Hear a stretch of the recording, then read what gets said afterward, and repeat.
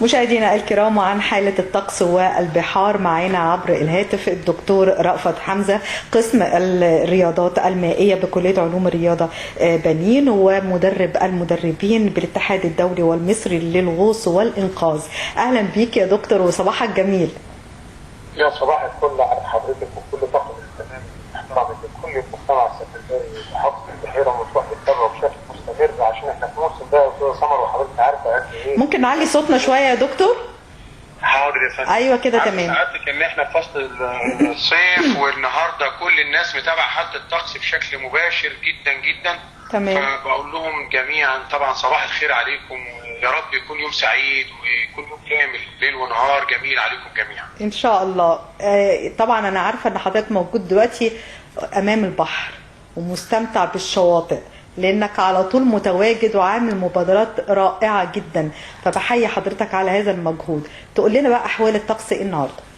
والله زي ما حضرتك عارفه طبعا اول حاجه الناس لازم تبص عليها النهارده درجه الحراره. النهارده الساعه مثلا من بعد الساعه 12 درجات الحراره 29، ممكن تزداد على الساعه 3 وتوصل لحد 31 درجه حراره. الحراره مش عامل مؤثر على ارتفاع الامواج ولا على سرعه الرياح، لكن زي ما قلت في البرنامج المحترم اللي ببعث من خلاله بقيت تحيه وتقدير لكل طاقم البرنامج والقناه، ان انتم سالتوني على العامل المؤثر على ارتفاع الامواج وقلت لحضرتك هو سرعه الرياح.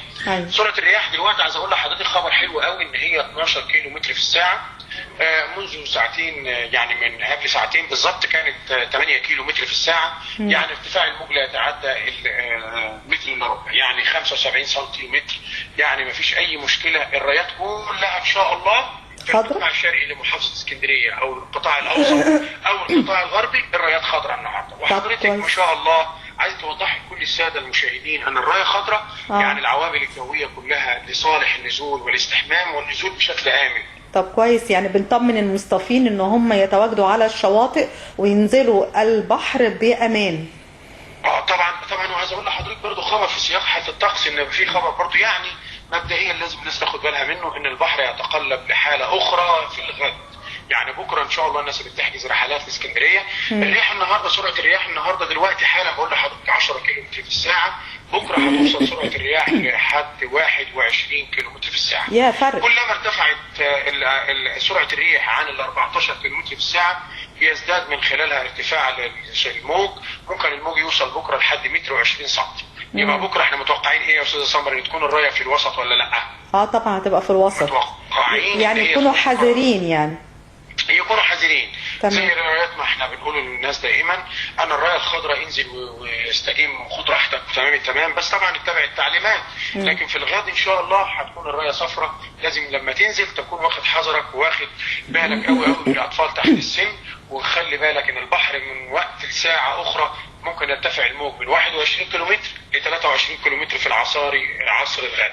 لكن اليوم زي سعادتك ليا ان اليوم البحر هادي جدا، البحر ممتع، البحر ما فيش امواج خالص في القطاع الشرقي لوجود الالسنه والحواجز الخرسانيه الموجوده، بفضل طبعا الهيئه الهندسيه والادارات المختلفه التي وضعت يدها في يد بعضها. حتى في السواحل يا دكتور، حتى في الساحل هيبقى برضو كده ولا الساحل كل رايات الساحل بدايه من قريه لولود كرير، مش عايز اسمي القرى يعني، مش عاوزين نقول اسامي. 21 من اول ال 21 ممكن لحد افكير 42 ونص الشروق الرايات هتكون خضراء. في بعض الشواطئ المفتوحه البعيده عن الحواجز هتلاقوا الرايه صفراء، لكن وجود الرايه الخضراء هيكون بنسبه اكبر يا فندم، ممكن تصل لنسبه 80% من شواطئ القطاع الغربي كله.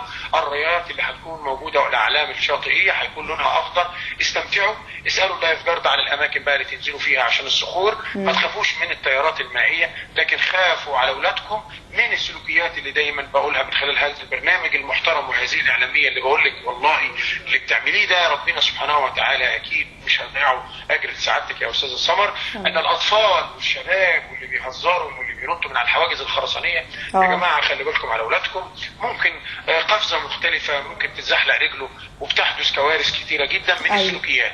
لكن والبحر هادي انا بنبه دائما على هذه السلوكيات ممنوعه، وبقول للناس انزلوا ما تعدوش السيفتي اريا. يعني ساعتك سالتيني سؤال مباشر لما كنا على الهواء وقلت لي يا دكتور رأفت طب البحر هادي والرايه خضراء، الناس تعدي الحدود اللي هي الحدود الحمايه او السيفتي اريا.